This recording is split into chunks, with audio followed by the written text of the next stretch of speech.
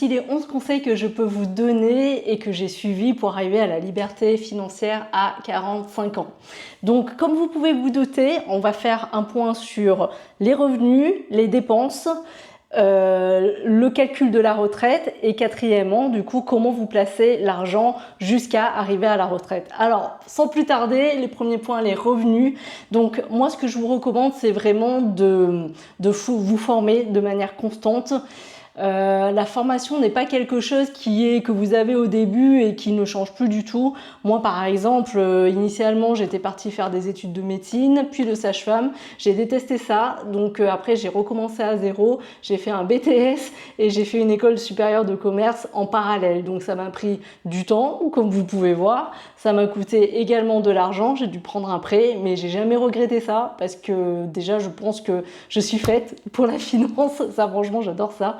Et donc voilà, je vous recommande vraiment de ne pas prendre ce que vous avez actuellement, que vous ayez 25 ans, 30 ans, 40 ans pour acquis, mais de perpétuellement vous former parce qu'il ne faut pas se faire d'illusions. Soit vous avez déjà de l'argent par un héritage et vous n'avez pas besoin de regarder cette vidéo, soit en fait il faut essayer d'optimiser au mieux les revenus récurrents que vous allez avoir, trouver évidemment quelque chose que vous aimez et après vous fermer dessus. Moi typiquement je continue également à me former sur plein de choses, sur le commerce digital, alors que dans l'absolu on pourrait se dire pour une directrice financière what the fuck, mais voilà, c'est quelque chose qui m'intéresse et je pense que sur notre génération c'est important de ne pas se faire distancer. Donc vraiment investissez en vous, formez-vous, que ce soit en ligne, que ce soit dans des MBA, dans d'autres formations, enfin vraiment faites l'effort de le faire.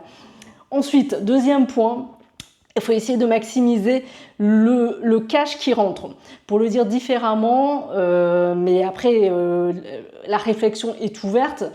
Moi par exemple j'étais en CDI en tant que consultante, après je me suis mise freelance, donc dans l'absolu le travail est toujours le même, que je vienne en freelance ou en salarié, je débarque toujours chez un client, mais par contre j'étais beaucoup mieux payée quand j'étais freelance que lorsque j'étais salariée parce que j'avais un peu optimisé tout ça. Donc essayez de réfléchir quand même à comment vous pourriez gagner plus en termes de cash avec le même format, c'est une piste de réflexion. Le troisième point, c'est les sacro-saints multiplier en fait des sources de revenus. Donc moi je ne l'ai pas fait, donc c'est de la pure théorie ce que je vous dis, mais il y a même si je déteste cette expression, c'est des revenus passifs. Donc c'est pour ça, pas que pour ça, mais c'est en partie pour ça que je fais cette chaîne YouTube, c'est que j'espère un jour que toutes les vidéos que je fais par plaisir seront un jour monétisées, peut-être suffisamment pour que justement je ne sois plus consultante. Donc voilà, donc si vous aimez cette chaîne, abonnez-vous et mettez un petit pouce, ça m'aidera à devenir encore plus libre si c'est possible. Donc voilà, donc essayez de voir si vous pouvez multiplier les flux d'entrée de cash dans votre vie.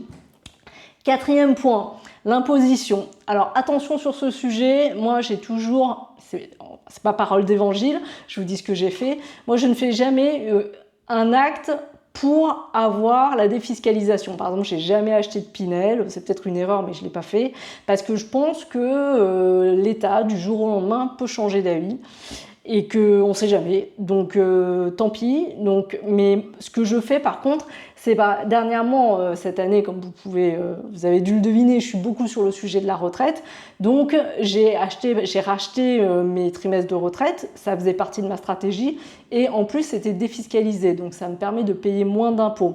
Également sur le plan épargne retraite, si vous mettez de l'argent dans un livret spécifique, que vous ouvrez auprès de plein de banques différentes, vous pouvez également le défiscaliser. Donc essayez en fait d'optimiser l'ensemble du cash qui arrive. Si vous êtes salarié par exemple, ne restez pas sur votre salaire en vous disant que c'est la seule variable d'ajustement. Pas du tout. Ce qui est important, c'est le cash que vous recevez sur votre compte bancaire une fois que les impôts se sont payés, une fois que toutes les charges sociales sont parties. Donc essayez de voir ce que vous pouvez optimiser au maximum. Deuxième gros point, les dépenses. Alors moi, je suis pas du tout du genre à dire on est tous minimalistes, on dépense plus rien et on survit jusqu'à la retraite. Pas du tout. C'est même plutôt le contraire. Moi, j'ai vraiment beaucoup voyagé et quand j'avais plus d'argent, je revenais travailler. Donc, je pense que ce qui est important et qui ne reviendra jamais, c'est la jeunesse et c'est le temps. Après, il faut quand même être raisonnable et penser au futur. Donc, il faut trouver le juste équilibre qui vous va en fait, de ce qui vous convient. Donc, 5e point, trouver le style de vie qui vous va. Le 6e point, c'est ce que j'appellerais le mindset. C'est-à-dire qu'on est dans une société de surconsommation où nous sommes exposés à des messages marketing à longueur de journée. Donc il faut faire attention en fait aux messages. Mon conseil, c'est essayer de savoir ce dont vous avez vraiment besoin. Un exemple vraiment bête, mais par exemple, si vous portez des parfums, vous n'avez pas besoin d'en avoir 15 à la fois, même si moi je comprends, j'adore les parfums, c'est pour ça que je prends cet exemple-là, mais essayez d'avoir juste le nom qu'il faut, où vous savez que vous allez tous les utiliser, alors que vous en ayez 15 et que vous fassiez un roulement très bien, mais du coup vous allez avoir un stock qui va sûrement périmer de manière encore plus extrême. Moi j'avais des copines qui avaient mais c'était juste fou, genre vraiment 100 vernis à ongles différents. Sauf que vous en ayez 1 ou 100, vous avez toujours le même nombre de couches sur le même nombre de doigts sur vos 2 mains. Donc essayez en fait de n'acheter et de n'utiliser que les choses dont vous avez besoin.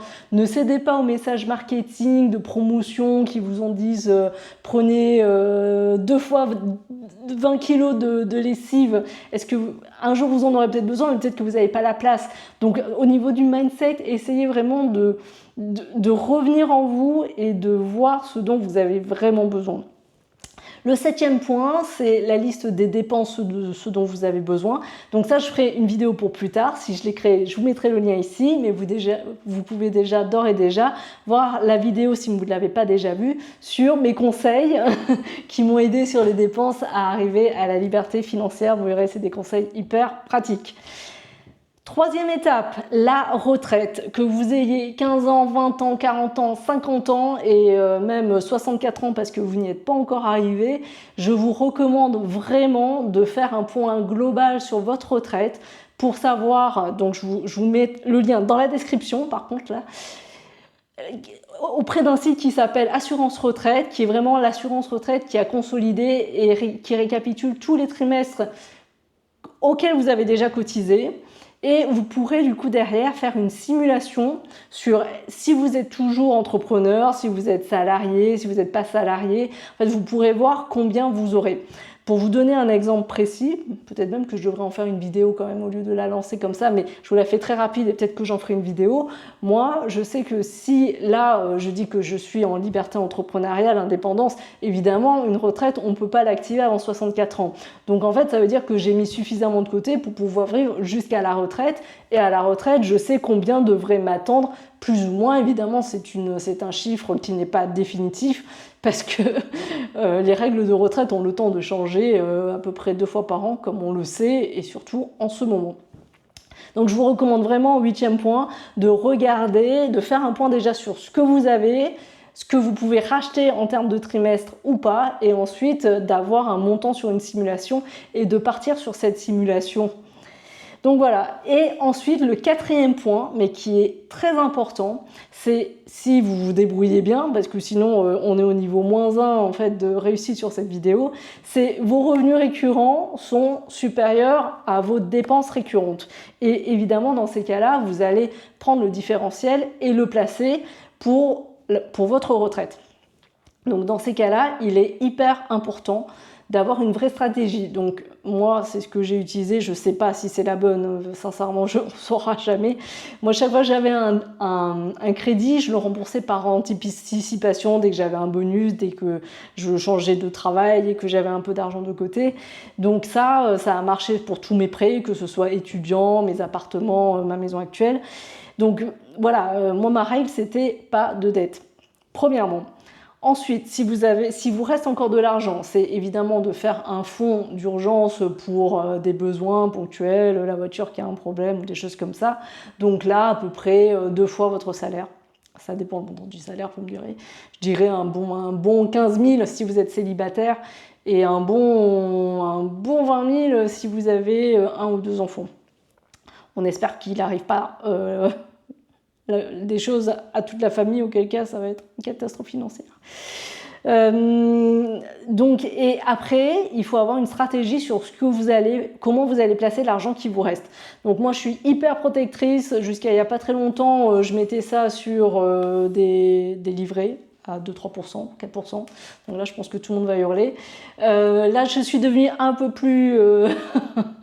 un peu plus risky mind, donc du coup maintenant je mets sur des obligations à 6-7%, et là c'est un truc de fou furieux, je place sur des ETF qui sont des index. En fait, je préfère, enfin moi je comprends que des gens adorent en fait placer de l'argent, ça peut être un vrai hobby, moi j'aime pas du tout ça, je préfère faire autre chose de mon temps, donc je préfère en fait mettre sur des index.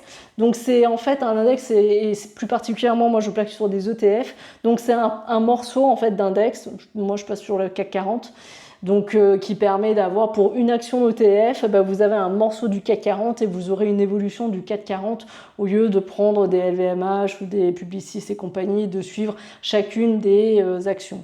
Donc sur cette stratégie-là que j'avais lue dans le livre qui s'appelle I Will Teach You How to Be Rich, je vais t'apprendre à être riche. Donc ça c'était parfait pour moi en mode en plus c'est complètement automatisé, hein, donc j'ai le virement qui part directement de mon compte courant. Après il part directement dans un plan d'investissement sur Trade Republic, je vous mettrai le lien en dessous, qui est un lien affilié, et du coup sur Trade Republic il y a ce qu'on appelle un plan d'investissement, donc toutes les semaines en fait il va racheter des petits morceaux de ETF que je lui ai indiqué. Donc voilà, donc c'est une méthode qui est évidemment, comme vous pouvez vous en douter, très globale.